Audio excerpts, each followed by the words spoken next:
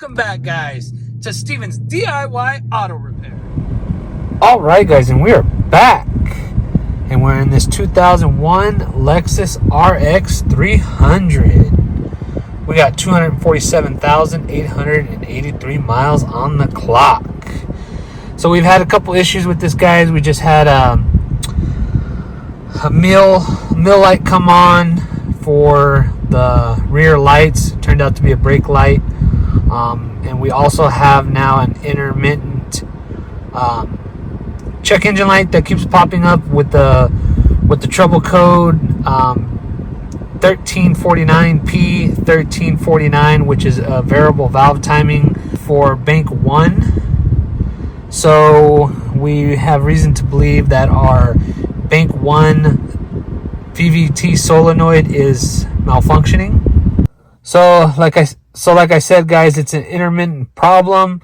The check engine light is no longer on. It was on, and then it went off. We've been clearing it, and then it takes a while to come back on. So we went ahead, purchased the part. We're gonna go ahead and pop it in, but I'll show you guys more or less how to test to confirm if it is that VVT solenoid or not. So without further ado, let's go ahead and jump right into it, guys. So if you guys notice, we have our gear wrench under hood light. You guys can see it there in action. Gives you plenty of light underneath the hood. And definitely, just in the 5 seconds that it took me to put it up, I already like it a lot better than our Braun. So anyway, let's go ahead and jump into the reason for this video. Okay, guys, so the solenoid that we're after, let's see. I don't think you guys are gonna be able to see it.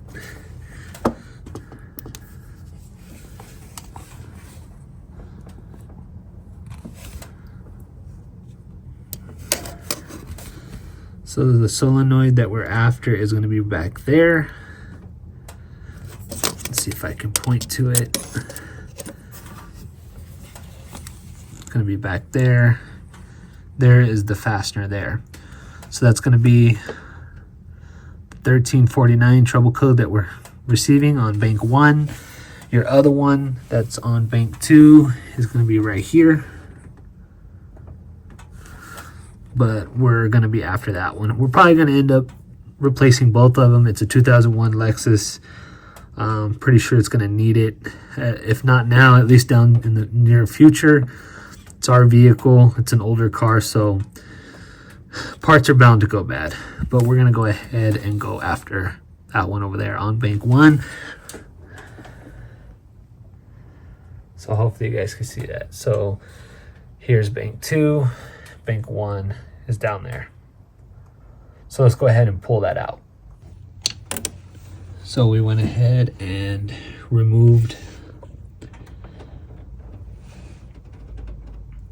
disconnected our connector. You just got to push in the tab and pull out.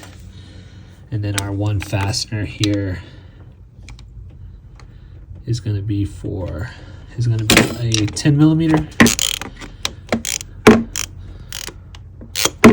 So we already got that cracked loose. So we already got that loose. I'm just gonna go in here, finish taking it out.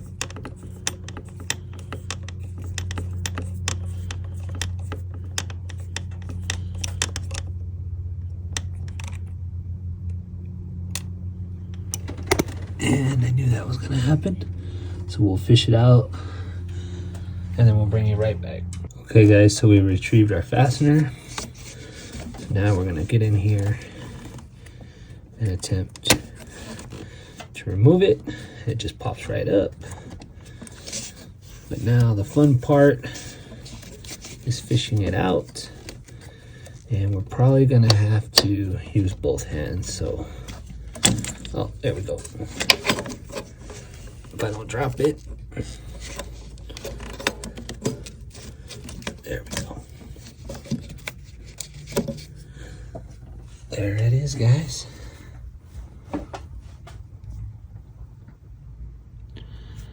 there is, sorry about that. There's our VVT solenoid. So we're gonna get the new one, compare it, and then pop it in. So we'll bring you guys right back. So here's our new part by Duralast, not a sponsor. Here we go, we got part number TS1024 VVT solenoid.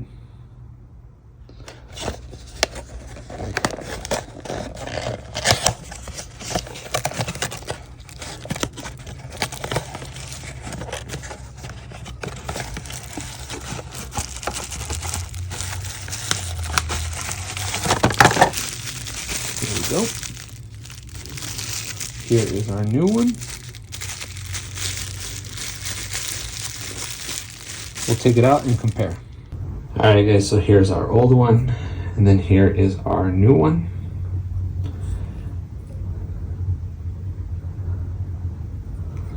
They look exactly the same.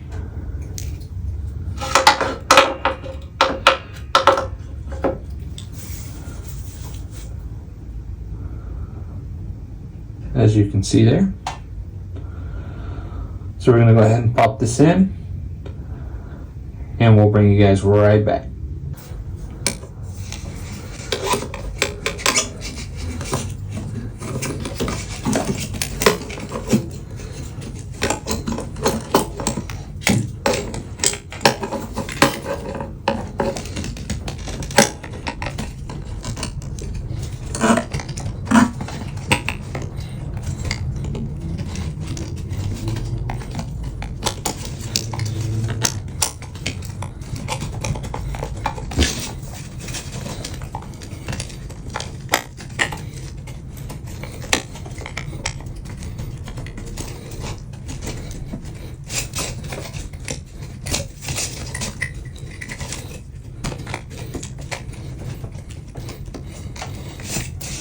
Okay guys, so definitely a lot harder to get it in than getting it out, at least in my case.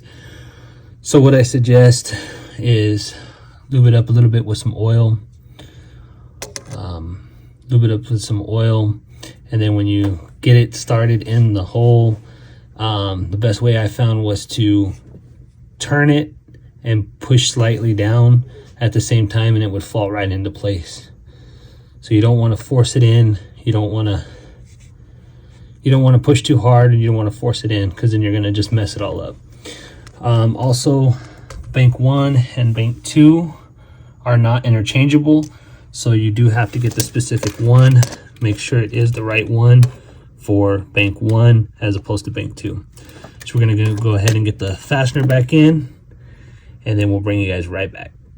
Okay guys, so like I mentioned before, I would show you a way to test it. So basically what you're going to do is just take an ohm meter put one on each side, and you're going to measure the resistance. So it should be between 6.9 and 7.9 ohms. So if it's anything other than that, then you know you have a bad VVT solenoid. However, ours is intermittent, so we're probably not going to get an accurate reading. We could do it, but we're not going to do it today. We're just going to pop it in and go from there. If for whatever reason that doesn't fix the issue, or the issue returns, then we'll do some further diagnosis. But as of now, the part's not that expensive. It's our own vehicle, so we're choosing this route.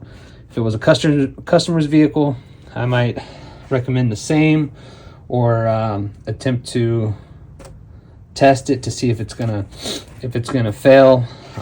Like I said, but it's intermittent, so it's gonna be a little bit hard to catch it when exactly when it fails. There's ways of doing that, but we're not gonna get all into that. So anyway, this is what we did.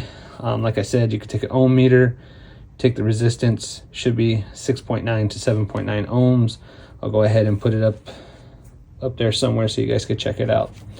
I don't know, I might decide to just do a short clip on that.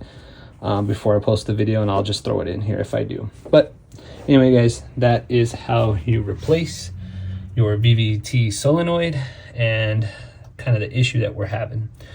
So we got it all plugged up, torque to spec. So now we're gonna take it for a drive and see what happens.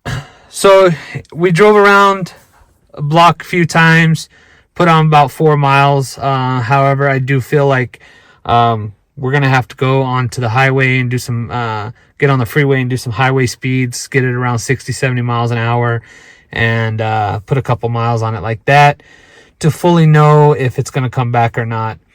However, I'm pretty confident that that's going to be the fix. We're going to go ahead and call it. If for whatever reason it comes back, or we do the test on the freeway and it comes back, we will definitely take another look at it, take a different approach to it, and bring you guys along for the ride. So there you have it, guys. Quick little video. We had some drivability issues. We noticed while we were driving, the engine would kind of like skip.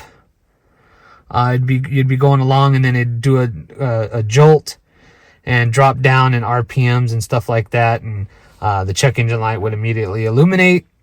And we kept getting that code for P1349, I believe. I'll have to check it again, but I believe it's 1349.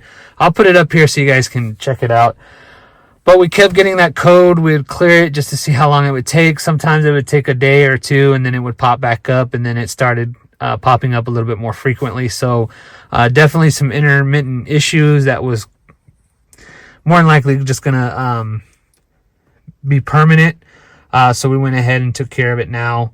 When I did initially start the vehicle to move it so I could look into it and do the repair, the check engine light happened to be off, as you guys could see. So we'll just go from there, guys. Long story short, there you have it. There's our check engine light with our P1349 code for variable valve timing for bank 1. VVT is variable valve timing. It's what's gonna control the camshaft, either advancing or retarding, in order for the best drivability and the best performance of the engine. So that was the issue. We replaced it. Very simple to replace. Bank 2 is actually even easier, as you guys seen there. We'll probably end up switching out bank 2 shortly anyway, just because I feel like it's going to go out as well. But there you have it, guys. Anyway, guys, as always, if you like this video, make sure to go down there and hit that like button. Also, if you haven't already, please subscribe to my channel. I would greatly appreciate it, and it helps out the channel grow, and we can definitely do more content, more tool reviews and stuff, and so forth. So anyway, guys, if you guys like this video, make sure to hit that like button. If you guys would like to be notified when I put out another video, make sure to hit that bell notification. And as always, guys, please subscribe to my channel for more informational videos and DIY projects. And until next time, guys, have a good one.